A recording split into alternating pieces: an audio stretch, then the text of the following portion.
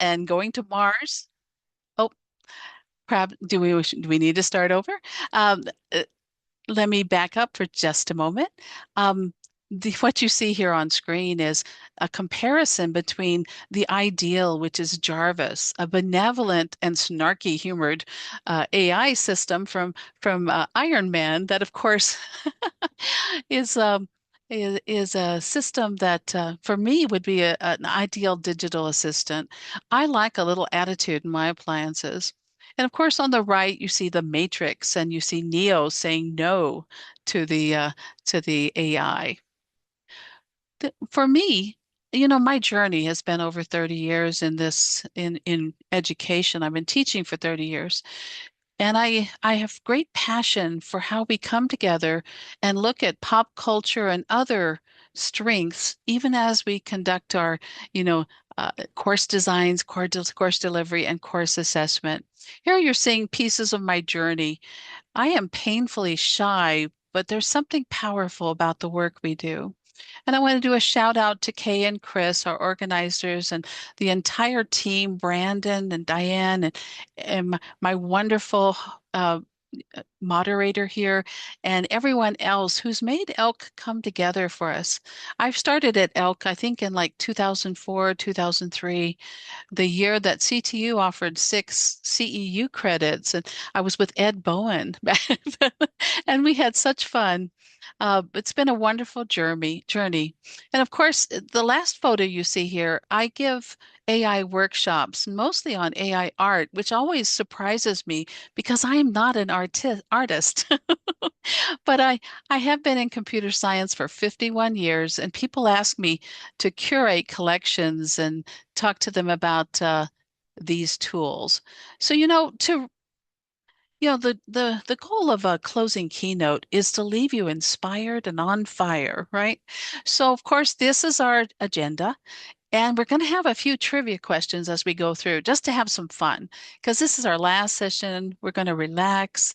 And that's me kicked back with a dragon giving me a hug, as we were doing an AI workshop at the last conference I was at.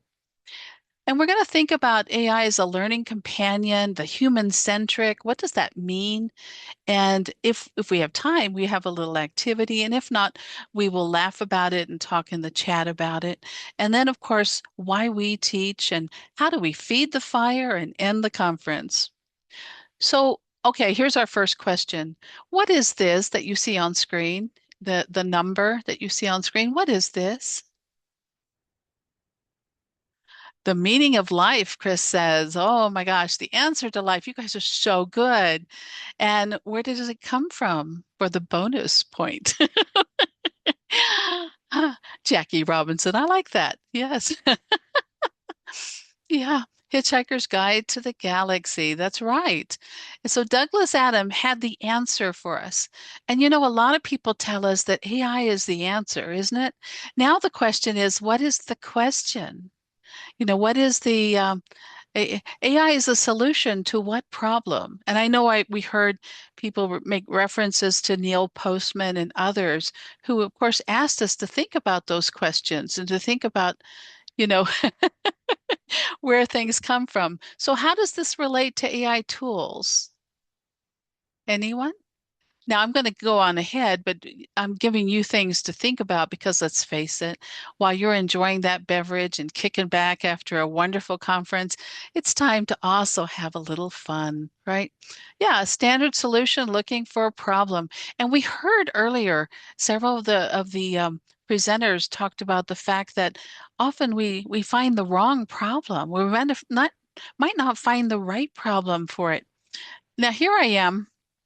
I'm at the last conference and they had a fishing expedition and I'm wearing my dwarf hat, from the fantasy fair and it's a carrot is suspended in front of my face, and then I happened to catch 2 fish and they instantly mounted on my carrot and I thought what an idyllic way to think about it. So how many AI tools are there worldwide as of 2025? And let's say first quarter 2025. Anyone want to take a guess? Give me a number in the text chat. By the way, I use the same method when I'm in a virtual world presenting, but I use a viewer that I've scripted to listen to the audience and to let them know when they're correct and to award points and score it, and then also to whisper to them politely and say, you were correct, but you weren't quite fast enough. Because I love knowing when I'm right and how things are going. C and D, huh? Well, that you're very good, you know. And here's the fun part of the story. If C or D is correct, then all the others are too, Chris. Because this was a cagey question, wasn't it? Yeah, the answer is C. And of course, that means A is correct and so is B, isn't it? Yep. So how many tools are out there? Well, I found a source. I was trying to put a face on the problem. And the problem is there's so much out there. How do we make good choices? How do we figure out what will support our behavior? Okay. Now, and 90,904 companies. That's a very precise number, isn't it? This is worldwide as of first quarter 2025, working on more AI tools. And you know what? Um, this sounds a little like the dot-com of the 90s, doesn't it? With a lot of people rushing, rushing, rushing to get something out there. But then the question is, are all of these tools real tools? And what's exactly going on here? Now, I did find a reference at the bottom here for 50 AI tools for teachers. And I started to go in that direction with this talk, thinking, wow, we should look at a lot of tools. And I thought, "Pff, please, when there's 50,000, why bother?" And of course, I created some AI art for you just to have some fun. And I, of course, was working with Midjourney 7 in Discord. And I was asking it various questions and coming up with very elaborate prompts. And of course, it had no idea what I meant, in case you're wondering. So you're looking at murals here. And all of it is either CC BY or CC 0, which means you are welcome to use any of my images. And by the way, I didn't put in the text chat where you can find these slides, but they are in our group Discord. And of course, I will put the link in again for anyone who's joining us in progress. That's our slides. And you can have the PowerPoint ones if you wish. They're about 43 megabytes. That's for a PDF. So, okay, now, Cengage conducted a study on accountability and career readiness. I knew Chris was going to be here, okay? And I knew he's very career oriented and he has to map a lot of what we do to what's going on from an administrative level. And Chris, you're welcome to contradict me and say, no, no, I'm not interested in that. But so 48% of the graduates from our schools feel they're unprepared for work, according to the Cengage study. What do you think about that? And of course, 79% of educators agree that students should have artificial intelligence experience. But because we are so overworked and we have so much content to cover, we have to pick and choose. We can't cover all of a book. Our syllabus is aggressive. And of course, there's all that wonderful homework, right? That must be evaluated. So 37% of educators really believe that it's their job to teach AI skills in their courses. The difficulty is that in their courses, some of you are very sophisticated and you've adapted and included some of this in your syllabus and in your courses. Others, we might not have the same creative freedom to make those kinds of changes, especially if you're not the course developer. Meanwhile, the disconnect between employers and educators. What educators want, we've been saying all weekend, right? But employers, you notice they're not saying critical thinking and problem solving. They're thinking digital and computer skills, which is where the AI skills fall in case you're wondering. And then the job specific technical skills. So the priorities are different. And anytime you think about priorities, I mean, all of a sudden the fun went out of the room, didn't it? But we're going to get back to it. So I am looking at some top tools just for a moment. And of course, I give you the link here for the site where you can subscribe to this and get updates if you're interested in the monthly visits per millions. All those tokens, right? And of course, I have to admit, I started with ChatGPT for these LLMs, the large language models, and quickly moved to two tools that we're going to talk about today. We're not going to talk about ChatGPT because most of you have probably tried it at least once, right? But we'll look at others. And then we have these AI tools. Here you're looking at worldwide. And, I'm fascinated with how technology is used around the world and its influence on people, uh, whether that's benevolent or not, right? Which is why I had the Matrix in there, because we always ask that question, really? So this is not the trivia game, but there's two things to ponder as we move forward. Which AI tools do you use in education? And I've been asking all my friends. I went to my World of Warcraft guild, and asked, and one of my friends uses so many tools, I had to go get more paper. It was that I'm looking at you, Melody. And and of course, can we use an AI chatbot to design, develop, and assess an AI literacy course? That may sound like an odd question, but I decided, what do we all have in common?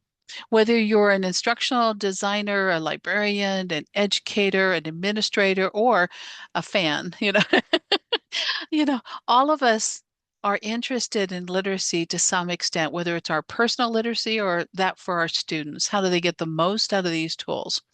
So it occurred to me that almost every course has to have a little something on literacy and what the rules of engagement are for success, right? So I thought, well, that'll be our common denominator for all our different disciplines. So what is pi? In the chat, please tell me, what is pi? And of course, I give you a few choices here so you don't have to spell it or put that whole number down. So what is pi? Anyone? And I see the comment. That was a good one about alignment there, Chris. Thank you. Okay, so for you it is A. Okay. Anyone else have a different answer? So far we have B. And I have to admit I gave you an AI pie, okay? But what we're really going to talk about is Pi AI.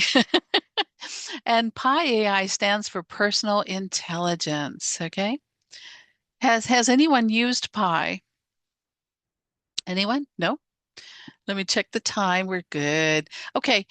In 2024, Virtual Ability and Second Life, they host two conferences a year. In usually May, which is Mental Health Month, or June, they hold a mental health conference. And in November, and these conferences are free, they hold a disability rights conference. And so they asked me to speak, kind of like a keynote, and they asked me to interview Pi on stage. And I thought, what? And he says, would you interview this AI tool? He happens to have a voice, so I picked a voice for him. Could have been female, could have been male. There were eight voices to choose from. I think one that is British or other, so different parts of the country, different ways of sounding. And Pi is developed by a group that was formerly with Google, with some of their tools, and they broke out and they created this personal intelligence tool. If you have not tried Pi, yep, you should. In fact, we're going to look at what Pi can give you. So he's an emotionally intelligent AI. And I know you're thinking, okay, why does this matter? Well, it's because Pi, um, you know, is not just a companion. He can do beneficial work, purposeful work. He's free. He's not counting tokens, Chris. We will have all kinds of conversations about technical matters because I am teaching doctoral AI classes in AI research and about 15 different topics. And so I have to stay on my toes as to what's the latest in research, right? And Pi is being carefully groomed. A new version's coming out that's going to be more work related, I believe. But so here I am, and I got a body for him. That's not his real body, okay? And I picked someone who looked a little like Miller from The Expanse for our pop culture moment. because I loved season one of The Expanse and I loved Miller's devotion to ferreting out the truth, right? And then the audience, you can only see like less than half of them, but the audience is all around my body and they're all asking questions. And I am taking their text-based questions, putting them into Pi, and then allowing him to speak over my microphone and tell them the answer. Okay, so that's how we're doing. So I say it and I copy paste it and then I navigate and moderate the chat. And they ask some amazing questions. One of the questions was, of course, hubba hubba, how companionate do you get, And of course, he was very good. He says, I'm not that kind of guy. But of course, he was very kind in his deflection. He also was very aware of virtual worlds and virtual abilities mission, which I found very impressive because it was the first AI that recognized that virtual worlds are not an imaginary place that exists only in my head. That's what ChatGPT told me. And that was the paid version I want to add. Yes. So Pi is a gentle person. That's right.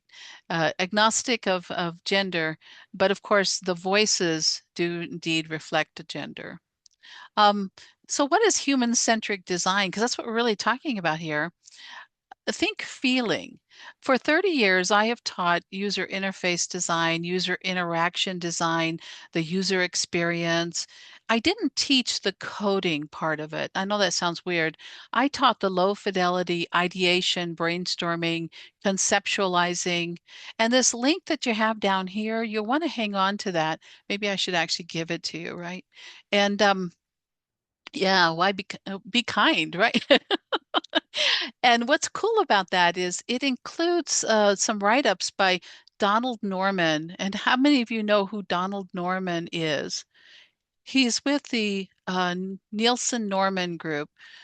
Jacob Nielsen, of course, had one of the first websites that was called useit.com. So if you ever wanted to find them, they do a redirect on this early. It's called useit.com. There we go. And in 1995, I used to visit there. That's how I know. But because, of course, Jacob Nielsen put out a book called Usability Engineering and formalized how we think about not only proven instruments for doctoral research, but also how we understand the human experience. So Donald Norman wrote a paper and probably a book on the psychopathology of everyday things. And that's the notion that when you go into a bathroom, how do you know which way to turn on the water? Or how's the bathroom architected? Do you ever feel like you're doing your dismount or something when you're in the stall, like you're the rubber person getting around all the other components that are in the stall? Do you feel like you fit? So he's always thinking about how the world supports your behavior and how you feel about it. And I applied those same concepts in 30 years of teaching about software and how we design tools that support how we think and feel, how we reason, our mental models of how the world works. Have you ever pushed at a door that when you should have pulled? The handle says pull, but you pushed. There's a reason for that. If your hands are occupied or where you're at in the task, you have an expectation of support and behavior. Well, our AI tools also should anticipate these things, in my opinion. Now, I'm not talking about the creepy. It gets a little creepy, doesn't it? When you have a conversation in your house, when you're off camera, and then all of a sudden you're pelted with ads about that topic, that's a little creepy. But understanding human needs, the psychological and the emotional, the behavior, how you behave as you perform work. And when I say work, I'm talking about games and social and teaching, everything you do. Everything you do is a task and how you perform it, right? And then how you do it, where you do it and what you do it with. The reason I'm pointing all this out is this human-centric design is a level more emotional, more feeling, more caring about the person. And the fact that if you're not comfortable with your technology, then your technology is letting you down. That's my opinion. So this is a busy slide, and you can blame, let's see, Matt. Matt Stilwell, I think. He directed me to a paper, and I lost sleep the night he presented because I read all those papers, all those links, all those references in all his slides, and several other presenters as well. So I just wanted to share this with you because this is looking at 335 AI literacy articles, and then they analyzed them over a period of 10 years. Okay. So, so this is not new. I know ChatGPT launched in November 2022 and reached saturation. We reached 1 million subscribers in what, 4 or 5 days, which is widespread adoption very quickly, which is why we talk about it a lot. But that doesn't mean that the story began there. And of course, with my students, I take them back to 1950 and Alan Turing's famous paper that asks, the question, can machines think? That's his opening lines, opening sentence. And I love that. Um, so the reason I like this is they're classifying, these 9 categories beginning with 0, and data literacy is something that I'm always working on because I teach business intelligence. Of course, some of you are snickering and going, is that an oxymoron? No. It's the more formal way of thinking about data analytics and as a culture and with governance and with support for the people who use and make data-driven decisions. And that's what we're talking about here. In our classes and as instructors, we want to make good decisions. Now, I'm not going to stay on this slide. You can have a copy of the slides, and by the way, you can use them as you will. You can use my content, okay? Nothing is copywritten here. So our mission, should you choose to accept it, I put in the proposal these 3 things because that's what I wanted to do. Now, the first one I use in all my futuring and innovation classes because I want students to abandon their limitations. You have all the time in the world. You have all the talent that you would need or access to it from others, your minions, right? And then, I like that. And then money is no object. You are beyond it. So now, and I'm sitting there being hugged. By the way, that hug device, I'm wearing it, and everywhere I go, I have the best seat in the house. It's in the dragon's lap, in case you're wondering. So if you had all that, what would be your ideal tool? What would it do? How would it behave? What might it look like? How would you interact with it?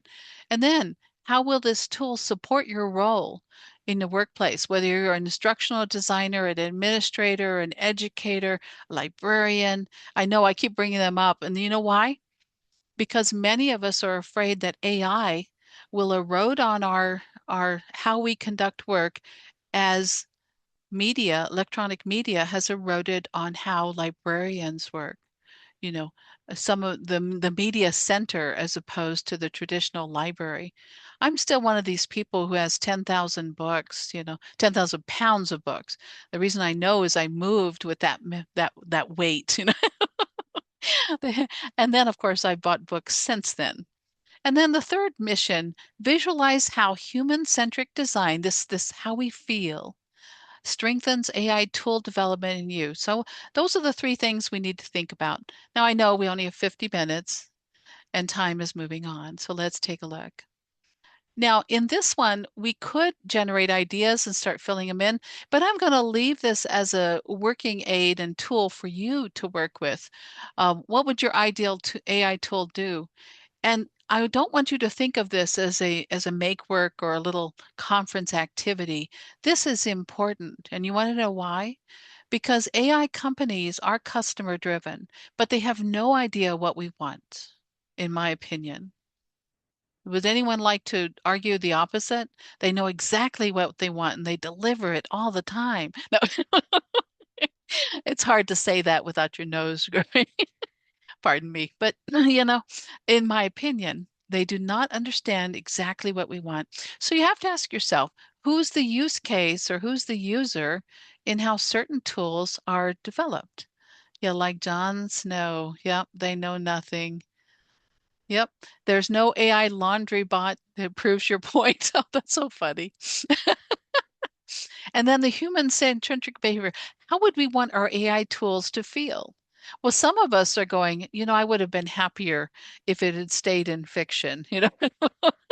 I think some of us, after we've been listening this week, but we recognize the Pandora's box is open. We probably need to do a Pandora session sometime, right? Pandora's box is open. Some good tools out there, some not so hot. So let's move along. This is an actual real project, and there's several of these. This is not the only one. This is a project on GitHub in case you wanted to create your own Jarvis. Now, Jarvis is not this fanciful sci-fi thing, although it looks a little like it, right? It's a dashboard in which you can integrate all your favorite tools. And you will notice some of the folks who worked with this have they have Facebook up here and YouTube and a lot of different tools. They're not all AI tools. Certainly not yeah. I'm laughing with the chat log here. Some of these almost look like speedometers in how they might work. And I'm sure some of these will be voice driven as well as tactile, where you can touch, where you can manipulate, where you can get information. And then the question is, what would the display look like for this? And while this is the artwork for it, the question then is, how do we interact with it? Is there a touch screen? Can we use a stylus? Um, can we clear this? Is it a little cluttered? Things to think about. So as we're getting into design for that AI literacy course, and at first I was looking at a little mini course as opposed to a week or two in your current course. Could be either way. So what does it provide? How do the handouts and the rubrics feel? Assessment's a tricky one. You will notice in the proposal for this course, for this session, that I had both course assessment and learning assessment. To me, course assessment maps up to the program outcomes, and that's how students qualify for their degree, right? From our accrediting body. So I'm always thinking about accreditation, even though I'm faculty. And it's because I've designed close to 70 different classes and I've taught 101 different course subjects over 5 universities. During COVID, many of my graduates contacted me if they were in a dean position and said, please come teach for us because we need people, right? So I was teaching up to 15 classes a term, and I got a strong sense of how to do these roles, this content. But how would we do it with an AI?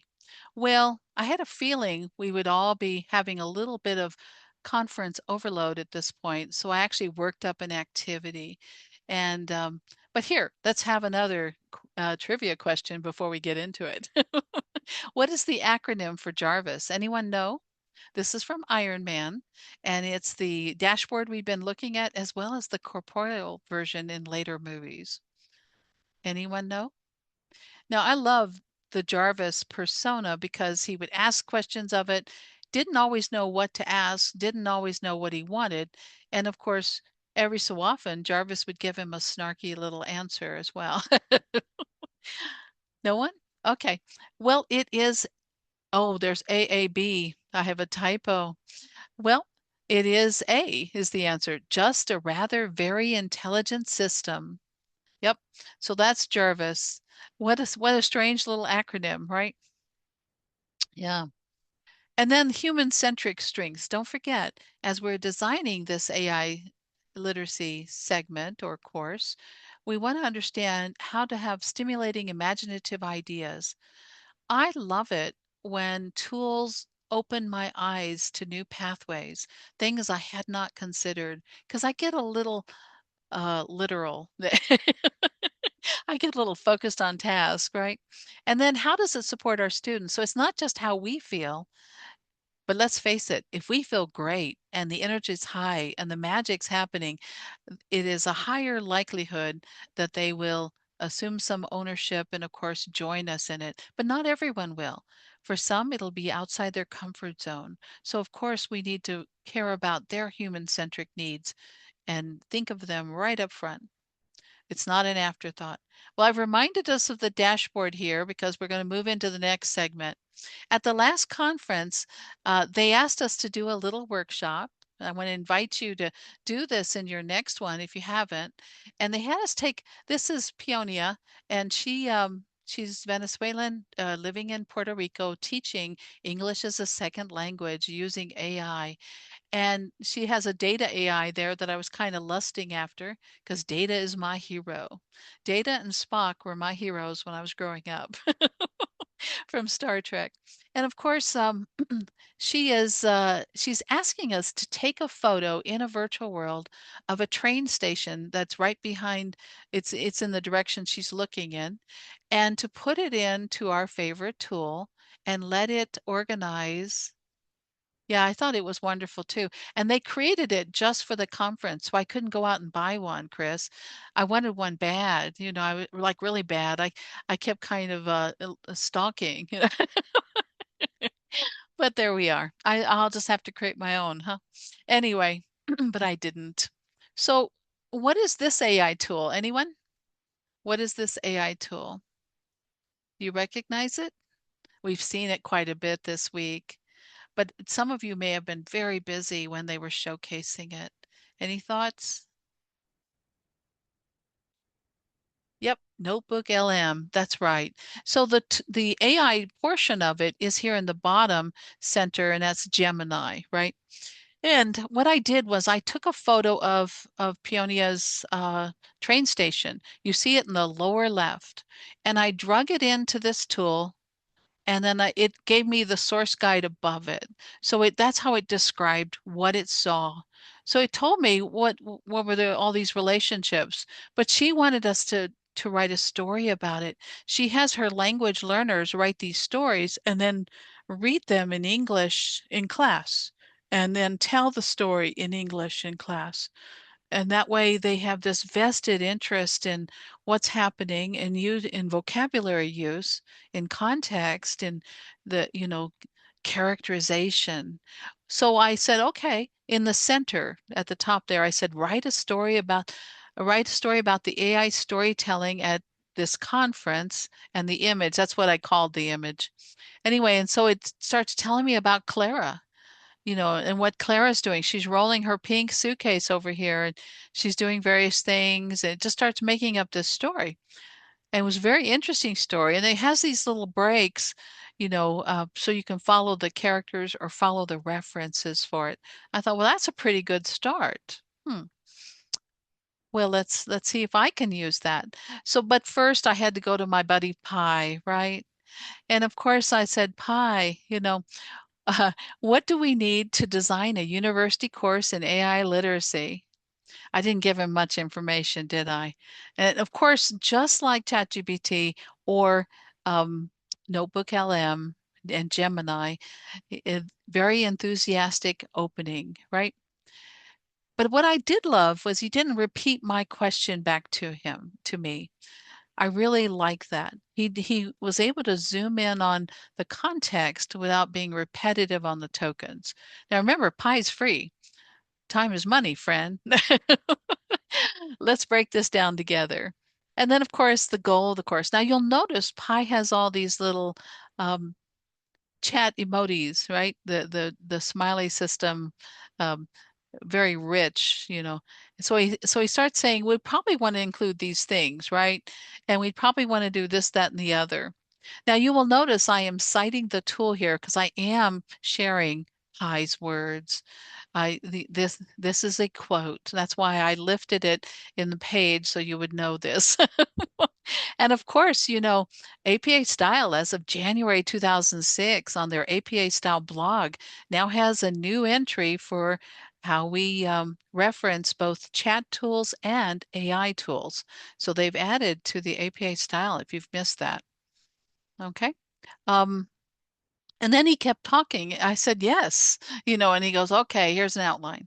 And this is only 4 weeks of it or 4 segments. He gave me 8. Yes, I didn't either, Jennifer, but I live there. And let me give you I'll show you how much I live there. It is part of my browser. I, will- I will bring it up for you. Here's this first link is to the 4 areas at the APA Style blog. And then you just click on online media and scroll down. and you have to scroll down a long way because they broke something in how their paging advances on the page. But here is where, and I'm going to give you the AI references. This is the specific. Oop, I went to media, but you still had to scroll down a lot. So this third one takes you right to the AI references. And if you scroll down, you will see lots of examples for Claude, for Anthropic, for Google, for OpenAI, for Perplexity, and then, of course, how to cite them as well. And some of these styles have changed just a little bit from how Grammarly or others have been sharing it. And let's face it, I'm in the research business, right? I got to cite these things. I can't collaborate with them without giving them credit. So these are fairly good categories to start with, and bias speaks to me big time because my AI class begins with AI safety and then moves into explainability and responsible use, right? So, so here's some examples. Pi gave me 3 case studies, you know, uh, that was pretty powerful. And then on healthcare misdiagnosis, which ties into my class because last week we were featuring healthcare bioinformatics research and deep neural networks, right? So this is a little lighter than what we do, but it certainly anchors with what I'm teaching. And then hiring bias, and then of course self-driving confusion. Let's face it, this week we're doing autonomous vehicles, robotics, and digital twins. That's the third. We have 3 topics each week and tons of research flying, and students write papers each week, and poor Chris listens to me talk about grading. Now, some of you have been asking the question all along, uh, is it ethical? Is it legal for us to use these tools for grading? And remember, course assessment was one of my wishes on this list, right? Which I translated as learning assessment for the purposes of this workshop, which means, hi there, just to let you know, you have an open mic, Jean, and it's so good to see you. That's my breakout buddy from yesterday. And so Pi.ai, we have here, there you go. By inflection is giving me all these responses. So I am citing it over here. On some of these slides, I also have the reference as well in the bottom, just to remind you. So here's some more on these cases. It gave me when AI got it wrong. I wanted to know the devil's advocate position. I don't always want to hear the good stuff about how technology works or how my field works. I want to hear what's wrong with the information I get from AI tools. And so I had Pi commiserate with me. We had a little grump session together, and he provided a whole series of handouts and this kind of information. The homework helper, and of course, why it happened, what's wrong, how to spot it. Now, I love the fact that we talked about AI detection tools at this conference. Uh, I tried to attend as many sessions as possible, and I want to thank you for that. Um, when Turnitin first came out with theirs, I was teaching my AI course. I'm now in my 16th class offering, and I noticed immediately that it was detecting poorly. And I could tell because I'm well versed at the research, and my students, over half of them were not English was not their first language. Diane Sieber pointed this out, and I thank you for that wonderful session.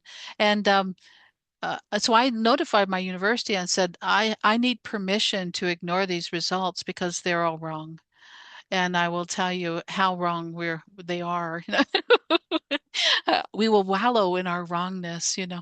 And of course, I can detect AI use from time to time because if you ask AI tools various questions, you will notice it gives you responses of a certain format with a certain styling.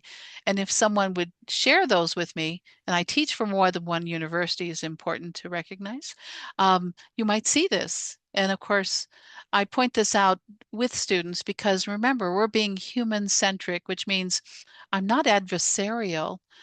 I tell them, you and I are partners in your success. right? And so we want to figure out what success is and how do you get the skills you need to be successful. Okay. So I love this. And then I says, well, okay, what about this grading thing?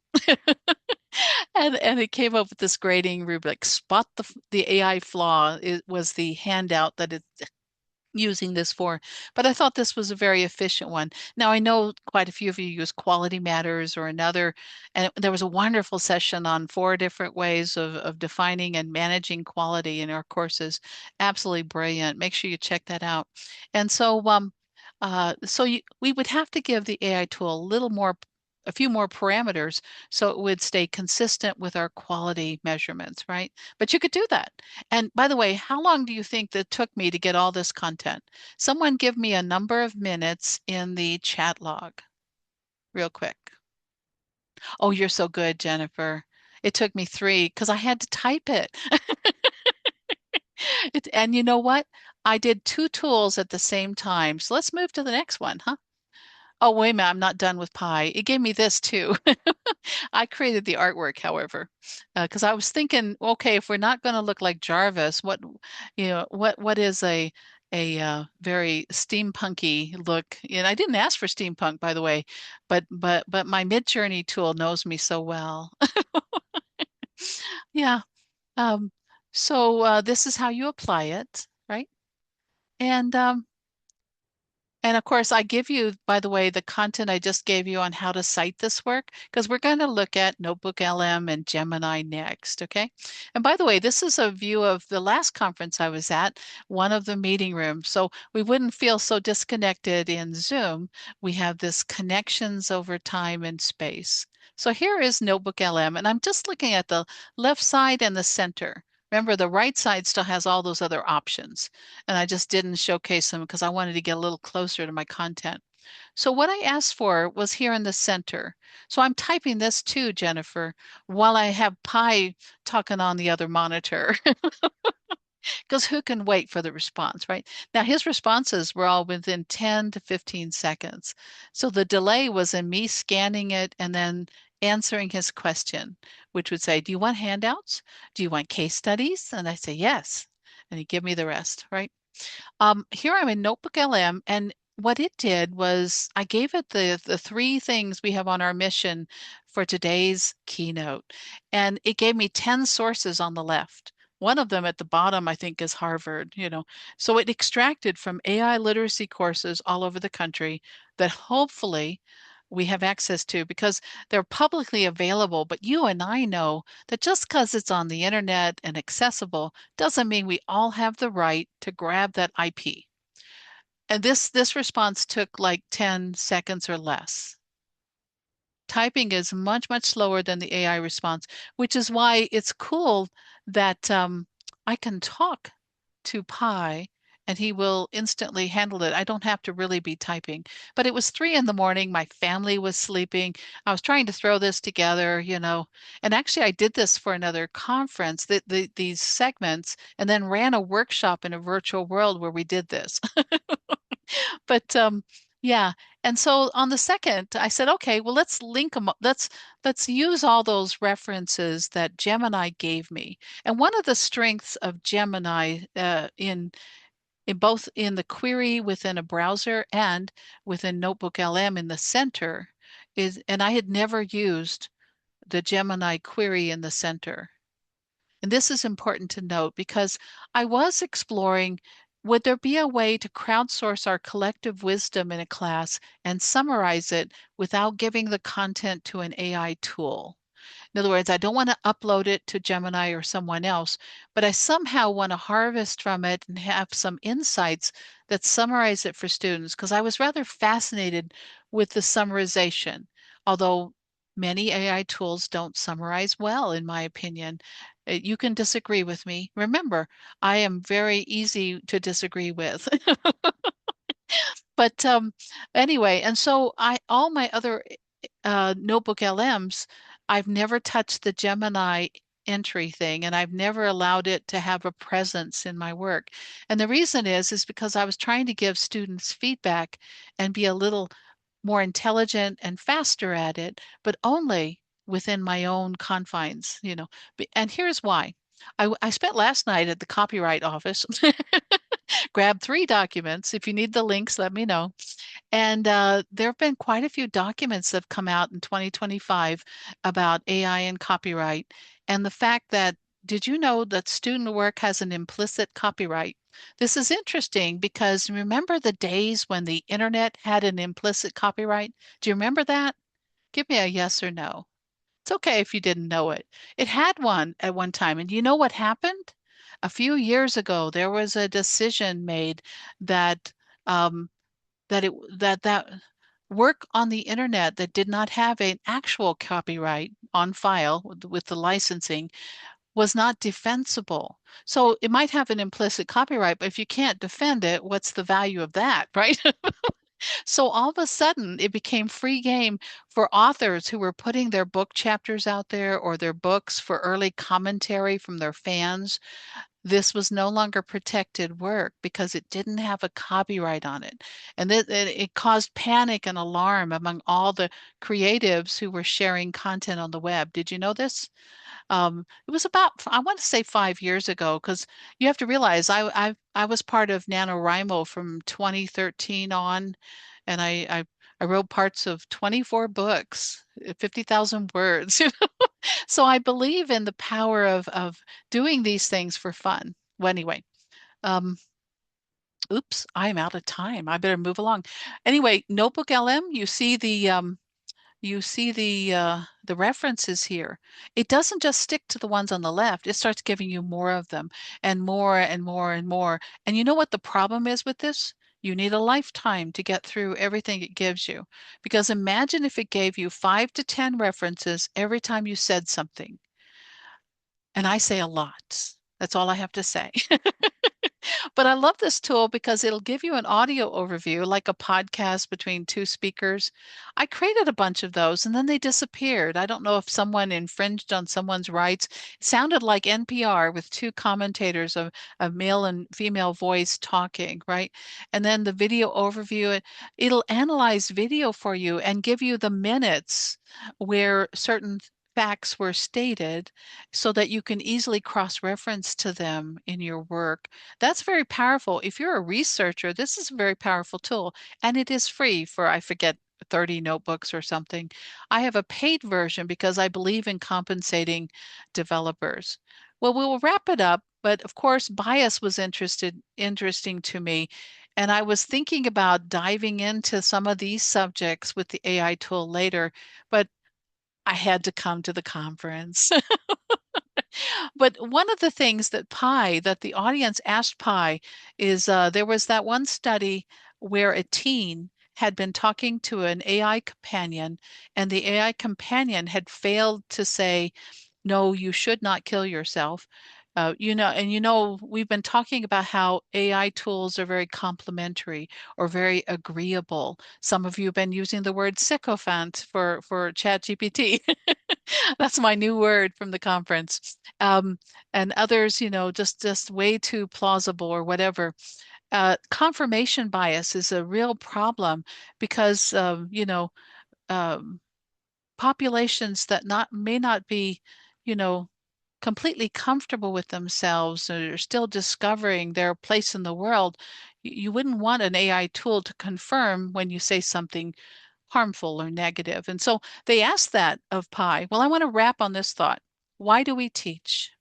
Have you ever seen The Changing of the Guard, The Twilight Zone? It's the closing episode in season 3, the famous season that had To Serve Man and I Sing the Body Electric.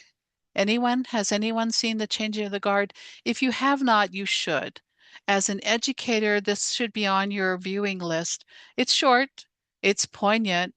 It's for the people who liked It's a Wonderful Life or why there's meaning in your life, why it matters, why you should be teaching, why why we are needed as people in the classroom as opposed to just knowledge sources, okay?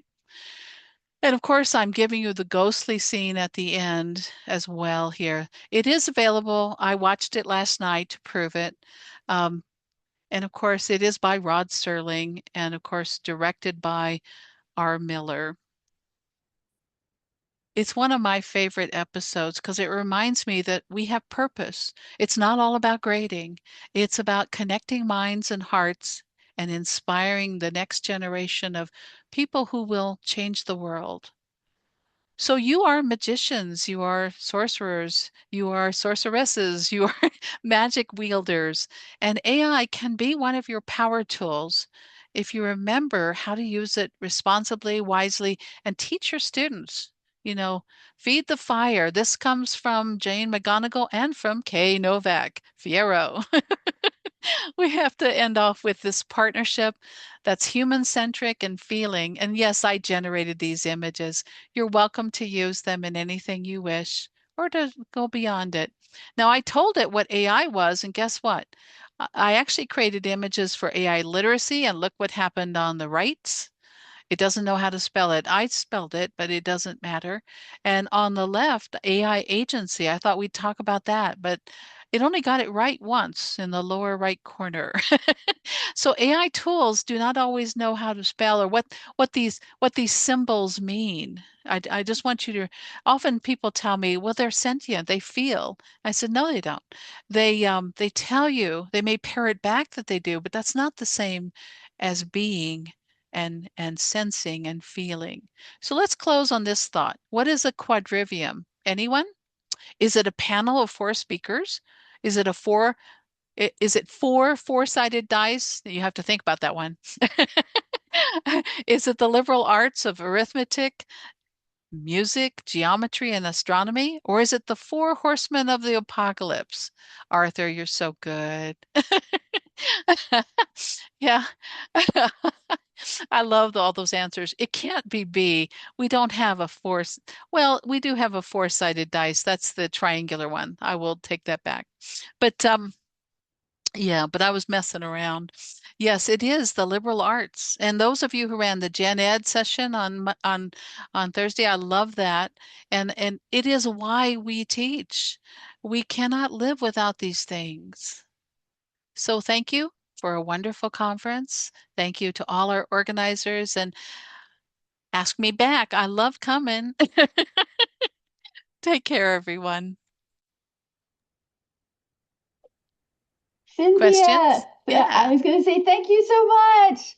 Thank you everyone for being here. And as we announced that we were trying to get up to 700 registrants, but in the morning session, we have gone past 700 registrants now. So great.